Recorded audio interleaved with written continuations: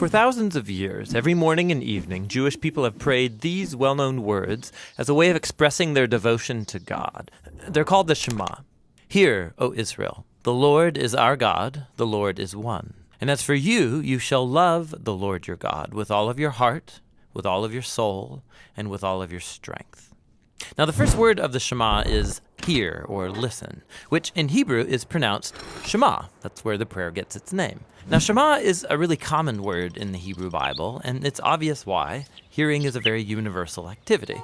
It's usually connected with the ear, as in Proverbs chapter 20, ears that shema and eyes that see, the Lord has made them both. Now that seems basic enough, but if you look at the other ways that Hebrew authors can use the word Shema, they use it to mean more than just let sound waves enter your ear. In Hebrew, Shema can also mean pay attention to or focus on. So when Leah, who wasn't loved by her husband Jacob, she has a son, and she names him Simon, or in Hebrew, Shim'on, because, she says, the Lord has sham'ad, that I am unloved. So Shema means to hear and to pay attention to, and even more. It can also mean responding to what you hear. This is why so many of the cries for help in the book of Psalms begin with a call that God listen.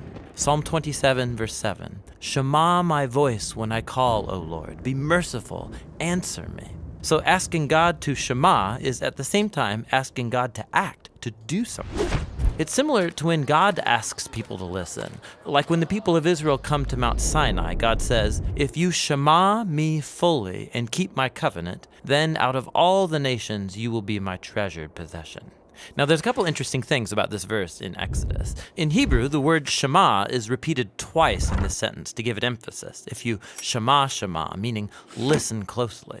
But also notice that from God's point of view, listening is basically the same as keeping the covenant. So when God asks the people to shema, what he means is that they listen and obey. And that's the last fascinating thing about Shema. In ancient Hebrew, there is no separate word for obey, meaning to carry out the wishes of someone who knows better than you or is in authority over you. So in the Bible, if you want to say, I will listen and do what you say, you use the single word, Shema. In Hebrew, listening and doing are two sides of the same coin. This is why later in Israel's history, when the people were breaking their covenant promises to God, the Hebrew prophets would say things like, they have ears, but they're not listening.